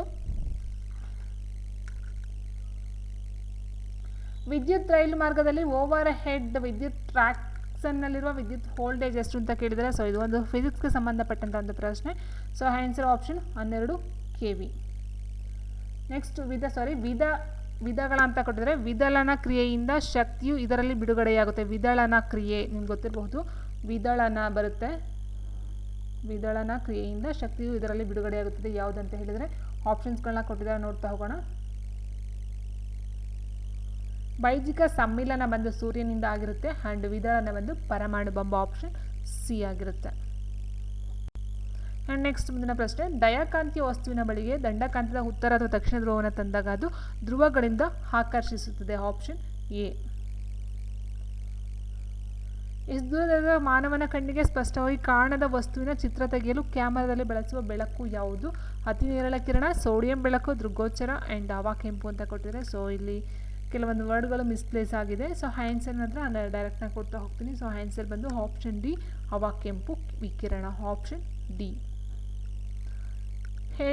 ನೆಕ್ಸ್ಟು ನಾವು ಒಂದು ಶಬ್ದವನ್ನು ಕೇಳಿದಾಗ ಅದರ ಮೂಲವನ್ನು ಇದರಿಂದ ಪತ್ತೆ ಹಚ್ಚಬಹುದು. ಸೊ ಒಂದು ಮೂಲವನ್ನು ಕೇಳಿದರೆ ಶಬ್ದವನ್ನು ಅಳಿತಕ್ಕಂಥದ್ದು ಡೆಸಿಬಲ್, ಓಕೆ, ಬಟ್ ಅಲ್ಲಿ ತರಂಗಾಂತರ, ತೀವ್ರತೆ, ಆಂಪ್ಲಿಟ್ಯೂಡು, ಓವರ್ ಟ್ಯೂನ್ಸ್ ಅಂತ ಕೊಡ್ತಾರೆ. ನಾವು ಒಂದು ಶಬ್ದವನ್ನು ಕೇಳಿದಾಗ ಅದರ ಮೂಲ ಯಾವುದನ್ನ ಬತ್ತು ಅಂತಕ್ಕಂಥದ್ದನ್ನ ಪತ್ತೆ ಹಚ್ಚತಕ್ಕಂಥದ್ದು ಶಬ್ದದ ಓವರ್ ಟ್ಯೂನ್ಸ್, ಆಪ್ಷನ್ ಡಿ ಆಗಿರುತ್ತೆ. 83ನೇ ಪ್ರಶ್ನೆ ರಾಂಗ್ ಇದೆ. ನೆಕ್ಸ್ಟ್ 84ನೇ ಪ್ರಶ್ನೆ ಈ ರೀತಿ ಇದೆ. 476ರಿಂದ ಪೂರ್ಣವಾಗಿ ಭಾಗವಾಗುವ 5 ಅಂಕಿಗಳ ಚಿಕ್ಕ ಸಂಖ್ಯೆ ಕೇಳಿದರೆ, ಸೊ ಇಲ್ಲಿ ಕೊಟ್ಟಿರ್ತಕ್ಕಂಥ ಚಿಕ್ಕ ಸಂಖ್ಯೆಯಲ್ಲಿ ಏನಿದೆಯೋ, ಚಿಕ್ಕ ಸಂಖ್ಯೆ ಅಂತಂದರೆ 10,000 ಇದೆ. ಸೊ 10,000ವನ್ನು ನೀವು 476ರಿಂದ ನೀವು ಡಿವೈಡ್ ಮಾಡ್ತಾ ಹೋಗಿ. ಸೊ 476ರಿಂದ ಡಿವೈಡ್ ಮಾಡಿದಾಗ ನಿಮಗೆ 4 ಶೇಷ ಉಳಿಯುತ್ತೆ.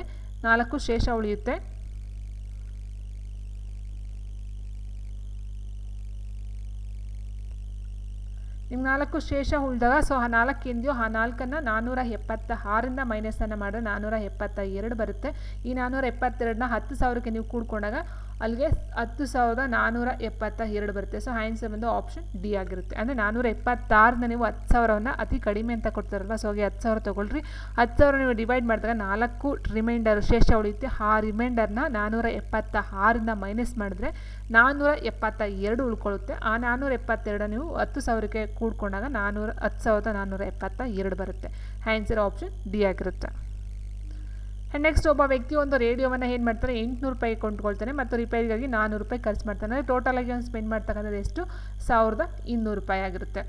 ಅದಾದ ನಂತರ ಏನು ಮಾಡ್ತಾರೆ, 1,500 ರೂಪಾಯಿಗೆ ಮಾರಾಟ ಮಾಡ್ತಾನೆ. ಅಲ್ಲಿಗೆ 300 ರೂಪಾಯಿ ಲಾಭ ಉಳಿಯುತ್ತೆ. 300 ರೂಪಾಯಿ ಲಾಭ ಅಂದರೆ 1,200ಕ್ಕೆ 300 ರೂಪಾಯಿ ಲಾಭ ಆದರೆ ಅಲ್ಲಿಗೆ 100 ರೂಪಾಯಿಗೆ ಎಷ್ಟಾಯಿತು ಅಂತ ಹೇಳಿದ್ರೆ 25%. ಡಿವೈಡ್ ಮಾಡ್ತಾ ಹೋಗಿ ಆನ್ಸರ್ ಬರುತ್ತೆ 25%.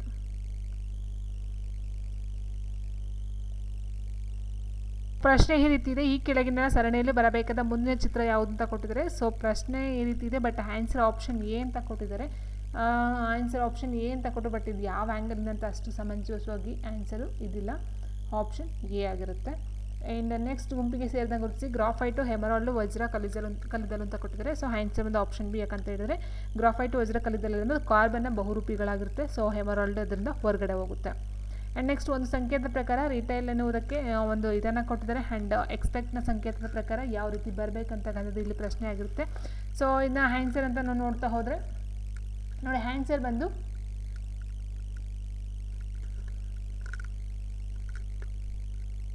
ಇಲ್ಲಿ ಯಾವುದು ಅಲ್ಲ ಅಂತ ಆಗಿರುತ್ತೆ. ಯಾಕಂತ ಹೇಳಿದ್ರೆ ನಿಮಗೆ ಕೊಟ್ಟಿರ್ತಕ್ಕಂಥದ್ರಲ್ಲಿ ಏನಿದೆ ಅಂತ ಹೇಳಿದ್ರೆ, ಸೊ ನೋಡಿ ಇಲ್ಲಿ ಆರ್ಗೆ ಯು ಕೊಟ್ಟಿದ್ದಾರೆ.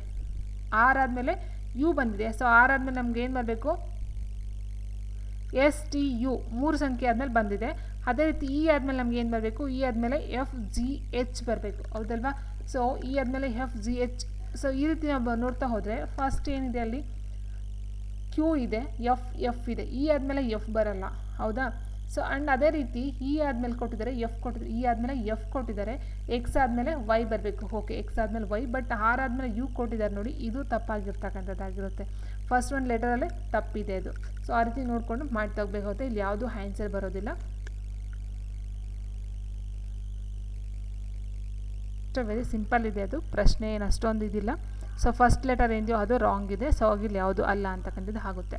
ಆ್ಯಂಡ್ ನೆಕ್ಸ್ಟ್ ಈ ಕಡೆ ಸರಣಿಯಲ್ಲಿ ಬಿಟ್ಟಿರುವ ಅಕ್ಷರಗಳ ಗುಂಪನ್ನು ಗುರುತಿಸಿ ಅಂತ ಕೊಟ್ಟಿದ್ದಾರೆ. ಸೊ ಸೇಮ್ ಏನಂತ ಹೇಳಿದ್ರೆ ಸಿ ಆದಮೇಲೆ ಎಫ್ ಕೊಟ್ಟಿದ್ದಾರೆ, ಸಿ ಆದಮೇಲೆ ಡಿ, ಇ 2 ಮಿಸ್ ಆಗಿದೆ, ಎಫ್ ಆದಮೇಲೆ ಐ, ಜೆ. ಈ ರೀತಿ ನಾವು ನೋಡ್ಕೊಳ್ತಾ ಹೋದರೆ 2 ಹೋಗಿದೆ ನೋಡಿ. ಇಲ್ಲಿ ಸಿ ಇದೆ, ಸಿ ಆದಮೇಲೆ ಎಫ್ ಕೊಟ್ಟಿದ್ದಾರೆ, ಇ, ಡಿ ಮಿಸ್ ಆಗಿದೆ. ಅದಾದ ನಂತರ ಎಫ್ ಆದಮೇಲೆ ಜಿ, ಎಚ್, ಐ ಇದೆ. ಐ ಆದಮೇಲೆ ಜೆ ಕೆ ಆದಮೇಲೆ ಎಲ್ ಬರಬೇಕು, ಹೌದಾ? ಸೊ ಎಲ್ ಬರಬೇಕು, ಆಪ್ಷನ್ ಬಿನಲ್ಲಿದೆ ನೋಡಿ. ಸೊ ಈ ರೀತಿ ನಾವು ನೋಡ್ಕೊಳ್ಬಹುದು. ಅದಾದ ನಂತರ ನೀವು ಬೇಕಾದ್ರೆ ಎಕ್ಸ್ ಆದಮೇಲೆ ಯು ಹಿಂದಕ್ಕೆ ಬಂದಿದೆ. ಸೊ ಅದು ಹಿಂದಕ್ಕೆ ಬಂದಿರತಕ್ಕಂಥದ್ದು ನೀವು ನೋಡ್ಕೊಳ್ಬಹುದು. ಫಸ್ಟ್ ವರ್ಡನ್ನು ನಾವು ನೋಡ್ಬೋದು, ಎಲ್ ಬರಬೇಕಲ್ಲಿ.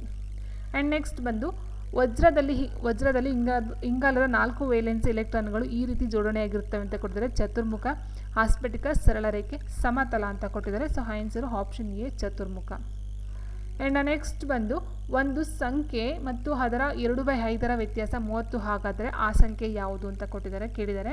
ಸೊ ನೋಡಿ ಇಲ್ಲಿ ಒಂದು ಸಂಖ್ಯೆ ಅಂತ ಕೊಟ್ಟಿದ್ದಾರೆ, ನಮಗೆ ಯಾವುದೋ ಒಂದು ಸಂಖ್ಯೆ ಗೊತ್ತಿಲ್ಲ ಅಂತ ತೊಗೊಂಡ್ರೆ ವ್ಯತ್ಯಾಸ 2/5 ವ್ಯತ್ಯಾಸ 30 ಮೈನಸ್ 2/5 ವ್ಯತ್ಯಾಸ 30. ಸೊ ಈ ರೀತಿ ನಾವು ಹಾಕ್ಕೊಳ್ಬಹುದಾಗಿರುತ್ತೆ. ಅಂದರೆ x - 2/5 = 30 ಮಾಡಿದಾಗ ನಿಮಗೆ ಬರ್ತಕ್ಕಂಥ ಎಕ್ಸ್ ವ್ಯಾಲ್ಯೂ ಎಷ್ಟು ಬರುತ್ತೆ ಅಂತ ಹೇಳಿದರೆ ನಮಗೆ ಡೈರೆಕ್ಟಾಗಿ ಆನ್ಸರ್ ಹೇಳ್ತೀನಿ, ಎಕ್ಸ್ ಬಂದು 50 ಬರುತ್ತೆ. ಓಕೆ, ಸೊ ನೀವು ಇದನ್ನು ಈ ರೀತಿ ಮಾಡಬಹುದು. ಎಕ್ಸ್ ಹಾಗೆ ಹಾಕ್ಕೊಂಡು ಈ ಕಡೆ ಕಳಿಸ್ಬಿಟ್ಟು 30 ಮೈನಸ್ ಅದು ಈ ಕಡೆ ಪ್ಲಸ್ ಆಗುತ್ತೆ 2/5. ಸೊ ನೀವು LCM ತೊಗೊಂಡು ಆನ್ಸರ್ನ ಮಾಡಬೇಕಾಗುತ್ತೆ.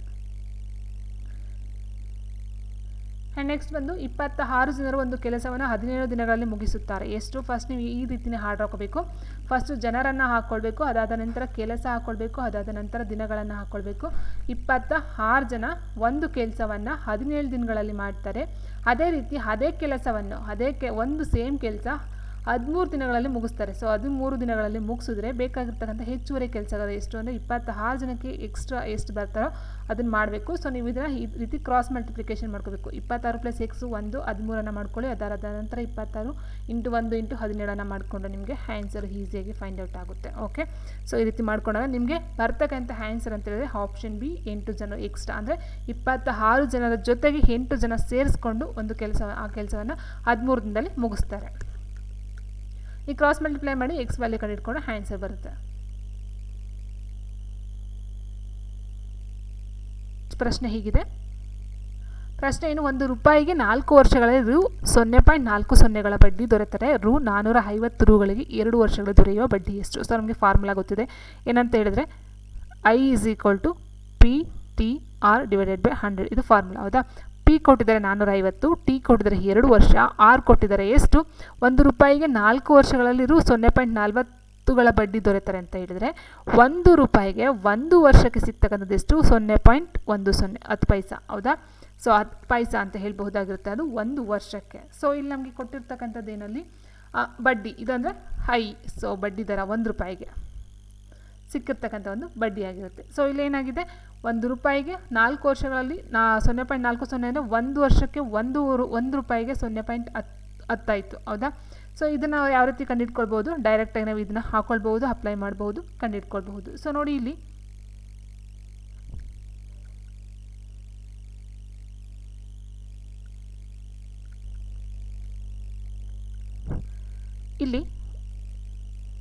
ಒಂದೇನು ಕೊಟ್ಟಿದ್ರು? ಬಡ್ಡಿ ದರ ಕೊಟ್ಟಿದೆ, ಬಡ್ಡಿ. ಹೌದಲ್ವಾ? ಸೊ ಬಡ್ಡಿಯನ್ನು ಕೊಟ್ಟಿದ್ದಾರೆ.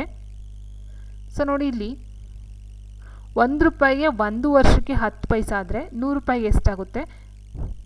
0.10 × 100 ಮಲ್ಟಿಪ್ಲೈ ಮಾಡಿ ನಮಗೆ 10 ಬರುತ್ತೆ 100 ರೂಪಾಯಿಗೆ. ಅರ್ಥ ಮಾಡ್ಕೊಳ್ಳಿ. ಸೊ ಇವಾಗ ಏನಾಗುತ್ತೆ? I = 450 ಇಂಟು 2 ವರ್ಷಕ್ಕೆ ಇಂಟು ಎಷ್ಟು? 10 ರೂಪಾಯಿಗೆ ತೊಗೊಳ್ಳಿ, 10 ರೂಪಾಯಿ ನನಗೆ. ಸೊ ಆಯಿತಾ? 100ಕ್ಕೆ 10 ರೂಪಾಯಿ ನಂಗಾಯಿತು. ಸೊ ಅಲ್ಲಿಗೆ 1 ರೂಪಾಯಿಗೆ 10 ಪೈಸಾ ಆದರೆ 100 ರೂಪಾಯಿಗೆ 10 ರೂಪಾಯಿ ಆಗುತ್ತೆ. ಸೊ ಇವಾಗ ಈ ರೀತಿ ನಾವು ಮಾಡ್ತಾ ಹೋದಾಗೆ 2 ಕ್ಯಾನ್ಸಲ್ ಆಗುತ್ತೆ. ಇಲ್ಲಿ 445 × 2 ಬಂದಾಗ ಆನ್ಸರು 90 ಬರುತ್ತೆ. ಹೌದಾ? 45 × 2 90 ಆಯಿತು. ಆ್ಯಂಡ್ ನೆಕ್ಸ್ಟ್ ಮುಂದಿನ ಪ್ರಶ್ನೆ ಈ ರೀತಿ ಇದೆ. ಒಂದು ತರಗತಿಯಲ್ಲಿ 60 ಜನ ವಿದ್ಯಾರ್ಥಿಗಳಿದ್ದಾರೆ. ಅವರಲ್ಲಿ ಬಾಲಕರ ಸಂಖ್ಯೆಯು ಬಾಲಕಿಯರ 2ರಷ್ಟಿದೆ. ಕಮಲ ಎಂಬ ವಿದ್ಯಾರ್ಥಿಯು ಮೇಲಿನಿಂದ 17ನೇ ಸ್ಥಾನದಲ್ಲಿದ್ದಾಳೆ. ಕಮಲಳಿಗಿಂತ ಮೇಲೆ 9 ಜನ ಬಾಲಕರಿದ್ದಾರೆ. ಹಾಗಾದರೆ ಕಮಲಳ ನಂತರ ಇರುವ ಹುಡುಗಿಯರ ಸಂಖ್ಯೆ ಎಷ್ಟು ಅಂತ ಕೊಟ್ಟಿದ್ದಾರೆ. ಸೊ ಇವೆಲ್ಲ ಮೆಂಟಲ್ ಎಬಿಲಿಟಿಗೆ ಬರ್ತಕ್ಕಂಥ ಪ್ರಶ್ನೆಗಳಾಗಿರುತ್ತೆ. ನೋಡಿ ಪ್ರಶ್ನೆ ಏನಿದೆ, ಒಂದು ತರಗತಿಯಲ್ಲಿ 60 ಜನ ಇದ್ದಾರೆ. ಅದರಲ್ಲಿ ಬಾಲಕರ ಸಂಖ್ಯೆ ಬಾಲಕಿಯರು 2ರಷ್ಟಿದೆ. ಅಂದರೆ ಬಾಲಕರು ಎಷ್ಟಿದ್ದಾರೋ ಬಾಲಕಿಯರಲ್ಲಿ ಅರ್ಧ ಇದ್ದಾರೆ, ಬಾಲಕರು ಡಬಲ್ ಇದ್ದಾರೆ. ಅಂದರೆ 60 ಜನದಲ್ಲಿ 40 ಜನ ಬಾಲಕರು ಬರ್ತಾರೆ, 20 ಜನ ಬಾಲಕಿಯರು ಬರ್ತಾರೆ. ಹೌದಾ? 20 ಜನ ಬಾಲಕಿಯರು ಬರ್ತಾರೆ. ಆ್ಯಂಡ್ ಕಮಲ ಎಂಬ ವಿದ್ಯಾರ್ಥಿಯು ಮೇಲಿನ 17ನೇ ಸ್ಥಾನದಲ್ಲಿ ಇದ್ದಾಳೆ. 17ನೇ ಸ್ಥಾನದಲ್ಲಿ ಹುಡುಗಿ ಇದ್ದಾಳೆ. ಸೊ ಕಮಲವಿಂತ ಮೇಲೆ 9 ಜನ ಬಾಲಕರಿದ್ದಾರೆ, 9 ಜನ ಮೇಲೆ ಬಾಲಕರಿದ್ದಾರೆ. ಸೊ ಅವಳಿರ್ತಕ್ಕಂಥ 17 ಅಂತ ಹೇಳಿದರೆ 9 ಜನ ಬಾಲಕರಿದ್ದಾರೆ ಅಂದರೆ ಸೊ ಅಲ್ಲಿಗೆ 17 9 ಕಳೆದಷ್ಟು 8 ಆಯಿತು. ಸೊ 8 ಜನ ಮೇಲೆ ಹುಡುಗಿಯರಿದ್ದಾರೆ. ಆ್ಯಂಡ್ ಹಾಗಾದರೆ ಕಮಲಳ ನಂತರ ಇರುವ ಹುಡುಗಿಯರ ಸಂಖ್ಯೆ ಎಷ್ಟು? ಟೋಟಲಾಗಿ ಇರ್ತಕ್ಕಂಥ ಹುಡುಗಿಯರು 20. ಸೊ ಕಮಲನ ಸೇರಿ 17ನೇ ಪ್ಲೇಸ್ ಕಮಲಳು ಅಂತ ಹೇಳಿದ್ರೆ ಟೋಟಲಾಗಿ ಮೇಲ್ಗಡೆ 8 ಜನ ಹುಡುಗಿಯರು ಬರ್ತಾರೆ. ಸೊ 20ರಲ್ಲಿ 8 ಹೋದರೆ 12 ಜನ ಕೆಳಗಡೆ ಬರ್ತಾರೆ. ಅರ್ಥ ಆಯ್ತು ಅಂತ ಅಂದ್ಕೊಳ್ತೇನೆ. ಆ್ಯಂಡ್ ನೆಕ್ಸ್ಟ್ ಮುಂದಿನ ಪ್ರಶ್ನೆ ಈ ರೀತಿ ಇದೆ. ಸಿಪಾಯಿಯು ಸೈನ್ಯಕ್ಕೆ ಸಂಬಂಧ ಹೊಂದಿದೆ, ಹಾಗೆ ವಿದ್ಯಾರ್ಥಿ ಯಾವುದಕ್ಕೆ ಸಂಬಂಧವನ್ನು ಹೊಂದಿದ್ದಾನೆ? ಸಿಪಾಯಿಯು ಸೈನ್ಯಕ್ಕೆ ಸಂಬಂಧ ಹೊಂದಿದ ಪದ, ಹಾಗೆ ವಿದ್ಯಾರ್ಥಿ ಅಂತಕ್ಕಂಥ ಯಾವುದಕ್ಕೆ ಸಂಬಂಧ ಹೊಂದಿದೆ? ಶಿಕ್ಷಣ, ಶಿಕ್ಷಕ, ವಿದ್ಯಾರ್ಥಿಗಳು, ತರಗತಿ ಅಂತ ಕೊಟ್ಟಿದ್ದಾರೆ. ನೋಡಿ ಫ್ರೆಂಡ್ಸ್, ಅದು ಸಿಪಾಯಿ ಅಂತಕ್ಕಂಥದ್ದು ಸೈನ್ಯ, ಓಕೆ ಹೌದಲ್ವಾ? ಸೊ ಅದೇ ರೀತಿ ಶಿಕ್ಷಣ, ಶಿಕ್ಷಕ, ವಿದ್ಯಾರ್ಥಿಗಳು, ತರಗತಿ ಇದೆಲ್ಲ ಸಹ ಒಂದು ಶಿಕ್ಷಣಕ್ಕೆ ಸಂಬಂಧಪಟ್ಟಂಥ ಒಂದು ಪದಗಳೇ ಆಗಿರುತ್ತೆ. ಆದರೆ ಇಲ್ಲಿ ಈ ಒಂದು ಸಿಪಾಯಿ ಅಂತಕ್ಕಂಥದ್ದು ಏನಿದೆಯೋ, ಸಿಪಾಯಿಯಿಂದ ಏನು ಬರ್ತಾನೆ? ಸೊ ವಿದ್ಯಾರ್ಥಿನ ಅರ್ಥದಲ್ಲಿ ಸಿಪಾಯಿನ ಅರ್ಥ ಒಂದು ತಗೊಳ್ಳುತ್ತೆ. ಇಟ್ ಮೀನ್ಸ್ ಸೈನ್ಯದಲ್ಲಿ ಸೈನಿಕರನ್ನು ಸಿಪಾಯಿ ಅಂತ ಹೇಳ್ತೀವಿ, ಹೌದಾ? ವಿದ್ಯಾರ್ಥಿಯಲ್ಲಿ ಬರ್ತಾನೆ, ಅಲ್ಲಿ ತರಗತಿಯಲ್ಲಿ ಕಂಡು ಬರ್ತಕ್ಕಂಥದ್ದಾಗಿರುತ್ತೆ. Option D. ಶಿಕ್ಷಕ ಬರಲ್ಲ, ವಿದ್ಯಾರ್ಥಿ ಬರಲ್ಲ, ಡಿ ತರಗತಿಯಲ್ಲಿ ಬರ್ತಕ್ಕಂಥ, ಅಥವಾ ಶಿಕ್ಷಣ ಅಥವಾ ತರಗತಿ ಬೇಡ ತೊಗೊಳ್ಬೇಕಾಗುತ್ತೆ. ಸೈನ್ಯದಲ್ಲಿ ಸಿಪಾಯಿ ಬಂದಂಗೆ ತರಗತಿ ಒಳಗಡೆ ವಿದ್ಯಾರ್ಥಿ ಕಂಡು ಬರ್ತಕ್ಕಂಥದ್ದು. ನೆಕ್ಸ್ಟ್ ಬಣ್ಣ, ಪೇಂಟರು, ಮರ. ಅಂದರೆ ಬಣ್ಣ ಪೇಂಟರ್ ಮೀನ್ಸ್ ಬಣ್ಣವನ್ನು ಹೊಡಿತಕ್ಕಂಥ ಪೇಂಟರ್ ಅಂತ ಕರಿತೀವಿ. ಅದೇ ರೀತಿ ಮರದ ಕೆಲಸವನ್ನು ಮಾಡ್ತಕ್ಕಂಥ ನಾವೇನಂತ ಕರಿತೀವಿ? ಬಡಗಿ ಅಂತ ಕರಿತೀವಿ. ಆಪ್ಷನ್ ಡಿ ಬಡಗಿ. ಅರ್ಥ ಮಾಡ್ಕೊಳ್ಳಿ, ಪೇಂಟರ್ ಇಟ್ ಮೀನ್ಸ್ ಮನುಷ್ಯ ಅಲ್ಲಿ ಬರ್ತಕ್ಕಂಥದ್ದು. ಆ್ಯಂಡ್ ನೆಕ್ಸ್ಟ್ ವಾತಾವರಣದ ಓಝೋನ್ ಪದರವು ನಮ್ಮನ್ನು ಇದರಿಂದ ರಕ್ಷಿಸಲ್ಪಡುತ್ತದೆ. ಅಲ್ಟ್ರಾವೈಲೆಟ್, ಶ್ರವಣಾತೀತ, ಅವಕೆಂಪು ಯಾವುದು ಅಲ್ಲ ಅಂತ ಕೊಟ್ಟಿದ್ದಾರೆ. ಸೊ ಇದು ಬಂದು ಅಲ್ಟ್ರಾವೈಲೆಟ್, ಅವಕೆಂಪು ಕಿರಣ ಅಂತ ಹೇಳ್ತೀವಿ. ಸೊ ನೇರಳಾತೀತ ಕಿರಣ, ನೇರಳಾತೀತ ಕಿರಣ ಕನ್ನಡದಲ್ಲಿ ಅಲ್ಟ್ರಾವೈಲೆಟ್ ಕಿರಣಗಳು. Option A. ಬಿಟ್ಟಿರುವ ಸಂಖ್ಯೆಯನ್ನು ಕಂಡುಹಿಡಿಯಿರಿ. 3, 6, 18 ಮತ್ತು 72 ಅಂತ ಕೊಟ್ಟಿದ್ದಾರೆ. ಸೊ ಇಲ್ಲಿ ಏನಾಗಿದೆ ನೋಡಿ, ಇಲ್ಲಿ 3 6 ಇದೆ, 6 3 18 ಇದೆ, 18 4 72. ಸೊ ಅರ್ಥ ಮಾಡ್ಕೊಳ್ಳಿ, ಇಷ್ಟೇ ಡಿಫ್ರೆನ್ಸ್ ನೋಡಿ. 3 × 2 3 6, 3 6 3 18, 4 ರಿಂದ 18 4 72. ಸೊ ಅದೇ ರೀತಿ 72 × 5 ಅಂತ ತೊಗೊಂಡಾಗ 5 10 0 1 7 5 35 1 36. ಸೊ 360 ಅಷ್ಟೇ ಆನ್ಸರ್. ಆ್ಯಂಡ್ ನೆಕ್ಸ್ಟ್ ಪ್ರಶ್ನೆ ಈ ರೀತಿ ಇದೆ. ಭಾರತ ಪಾಕ್ ಉಪಖಂಡದಲ್ಲಿ ಹರಪ್ಪ ನಾಗರಿಕತೆಗೆ ಸಂಬಂಧಿಸಿದ 4 ಪುರಾತನ ಸ್ಥಳಗಳಿವೆ. ಅವುಗಳಲ್ಲಿ ಮೊದಲನೇದು ಯಾವುದು? ಹರಪ್ಪ, ಮೊಹೆಂಜೊದಡೋ, ಧೋಲ್ವೀರ್ ಆ್ಯಂಡ್ ಕಾಲಿಬಂಗನ್ ಅಂತ ಕೊಟ್ಟಿದ್ದಾರೆ. ಸೊ ಇದು ತುಂಬ ಒಂದು ಪ್ರಶ್ನೆ, ಈಸಿ ಆಗಿರ್ತಕ್ಕಂಥ ಒಂದು ಪ್ರಶ್ನೆ ಅಂತಲೇ ಹೇಳ್ಬೋದಾಗಿರುತ್ತೆ. ಸೊ ಆನ್ಸರ್ ಅಂತ ಹೇಳಿದರೆ, ಸೊ ಭಾರತ ಪಾಕ್ ಉಪಖಂಡದಲ್ಲಿ ಹರಪ್ಪ ನಾಗರಿಕತೆ ಸಂಬಂಧ 4 ಪುರಾತನ ಸ್ಥಳ, ಅವುಗಳಲ್ಲಿ ಮೊದಲನೆಯದು ಯಾವುದು ಅಂತ ಕೇಳಿದ್ದಾರೆ. ಮೊದಲನೇದು ಬಂದು, ಸೊ ನೋಡಿ ಇಲ್ಲಿ ಹರಪ್ಪ ಏನಿದೆಯೋ ಇದನ್ನು 1921ರಲ್ಲಿ ಈ ಒಂದು ದಯಾರಾಮ್ ಸಹಾನಿ ಅಂತಕ್ಕಂಥವ್ರು, ದಯಾರಾಮ್ ಸಹಾನಿ ರಾವಿ ನದಿ ದಂಡೆ ಮೇಲೆ ಕಂಡಿಡ್ತಕ್ಕಂಥದ್ದು. ರಾವಿ ನದಿಯ ದಂಡೆ ಮೇಲೆ 1921ರಲ್ಲಿ ದಯಾರಾಮ್ ಸಹಾನಿರವರು ಹರಪ್ಪವನ್ನು ಕಂಡುಹಿಡಿತಾರೆ. ಅದೇ ರೀತಿ ಮೊಹೆಂಜೊದಡೋ ಬಂದು 1922ರಲ್ಲಿ ಸಿಂಧೂ ನದಿಯ ದಡದ ಮೇಲೆ ಕಂಡುಹಿಡಿತಕ್ಕಂಥದ್ದು. ಆರ್.ಡಿ. ಬ್ಯಾನರ್ಜಿಯವರು ಈ ಒಂದು ಮೊಹೆಂಜೊದಡೋವನ್ನು ಕಂಡುಹಿಡಿತಾರೆ. ಸೊ ಇಲ್ಲಿ ಆನ್ಸರ್ ಅಂತ ಹೇಳಿದ್ರೆ ಆಪ್ಷನ್ 1 ಹರಪ್ಪ 1921ರಲ್ಲಿ ಮೊಟ್ಟ ಮೊದಲ ಬಾರಿಗೆ ಕಂಡುಹಿಡಿತಕ್ಕಂಥದ್ದಾಗಿರುತ್ತೆ. ಆ್ಯಂಡ್ ನೆಕ್ಸ್ಟ್ ಬಂದು ಮೈಕಾದ ಅತಿ ದೊಡ್ಡ ಸಂಗ್ರಹಕಾರ ಯಾವುದು? ದಕ್ಷಿಣ ಆಫ್ರಿಕಾ, ಭಾರತ, ಅಮೇರಿಕಾ ಮತ್ತು ಆಸ್ಟ್ರೇಲಿಯಾ ಅಂತ ಕೊಟ್ಟಿದ್ದಾರೆ. ಸೊ ಅದು ಬಂದು option B Bharat.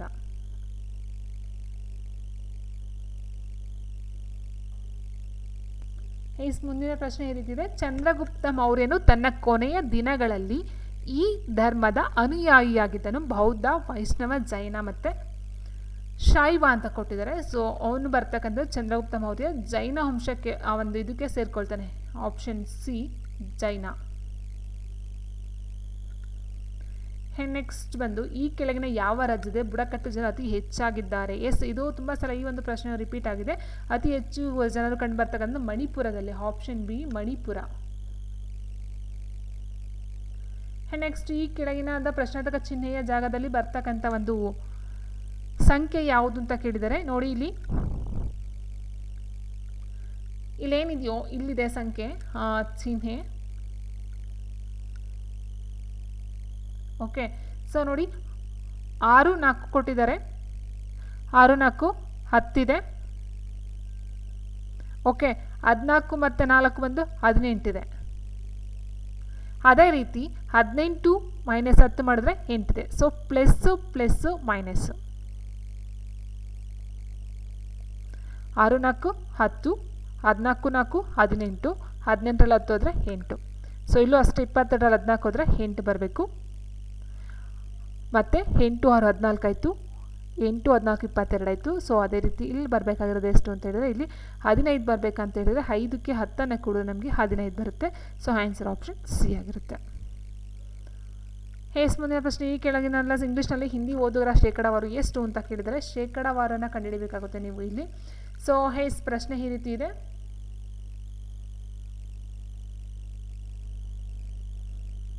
So answer ಬಂದು ಆಪ್ಷನ್ ಸಿ ಅಂತ ಹೇಳಿದರೆ. ಓಕೆ, ಆ್ಯಂಡ್ ನೆಕ್ಸ್ಟ್ ಬಂದು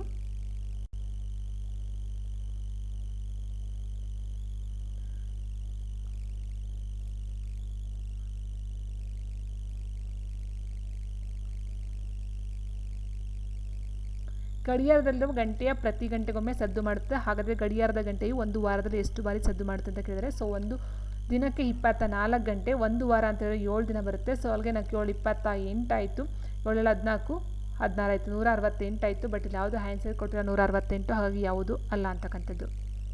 ಆ್ಯಂಡ್ ನೆಕ್ಸ್ಟ್ ಪ್ರಶ್ನೆ ಹೀಗಿದೆ. 11ರಿಂದ ಒಂದು ಸರಿ ಸಂಖ್ಯೆಯನ್ನು ಭಾಗಿಸಿದಾಗ ಶೇಷ 2 ಉಳಿಯುತ್ತದೆ ಅಂತ ಕೊಟ್ಟಿದ್ದಾರೆ. ಸೊ 2 ಶೇಷ ಉಳಿಯುತ್ತದೆ ಅಂತ ಹೇಳಿದರೆ ನೋಡಿ, ಇಲ್ಲಿ ಫಸ್ಟ್ ಸಂಖ್ಯೆನ ತೊಗೊಳ್ಳೋಣ. 2 3 4 5 ಇದನ್ನು 11 ನೀವು ಡಿವೈಡ್ ಮಾಡ್ತಾ ಹೋದರೆ ನಿಮಗೆ ಶೇಷ 2 ಬರುತ್ತೆ. ಸೊ ಆರಾಮಾಗಿ ಹೇಳ್ಬಹುದು ಆಪ್ಷನ್ ಎ ಅಂತ.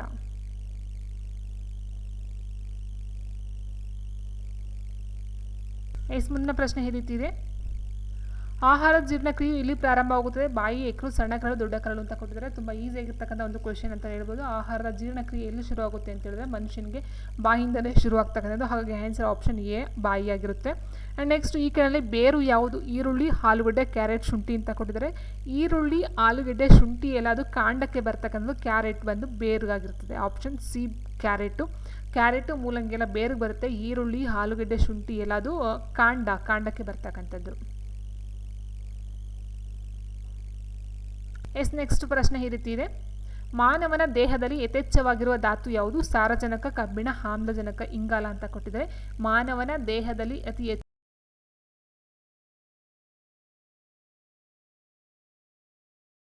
ಯಾವುದು ಅಲ್ಲ ಅಂತ ಕೊಟ್ಟಿದ್ರೆ ಸುದ್ದಿಯನ್ನು ಸಂಗ್ರಹವನ್ನು ಮಾಡ್ತಕ್ಕಂಥವ್ರನ್ನ ಏನಂತ ಕರೀತಾರೆ? ಸೊ ಎಡಿಟರ್ ಅಂದರೆ ಅದನ್ನು ಎಲ್ಲ ಎಡಿಟ್ ಮಾಡ್ತಕ್ಕಂಥದ್ದು. ಪಬ್ಲಿಷರ್ ಅಂದರೆ ಪಬ್ಲಿಕ್ ಮಾಡ್ತಕ್ಕಂಥದ್ದು. ಆ್ಯಂಡ್ ರಿಪೋರ್ಟರ್ ಅಂತ ಹೇಳಿದ್ರೆ ಸುದ್ದಿ ಪತ್ರಿಕೆಯನ್ನು ಸಂಗ್ರಹಣೆ ಮಾಡ್ತಕ್ಕಂಥದ್ದು, ಸುದ್ದಿಯನ್ನು ಸಂಗ್ರಹಿಸ್ತಕ್ಕಂಥದ್ದನ್ನ ರಿಪೋರ್ಟರ್ ಅಂತ ಕರಿತೀವಿ.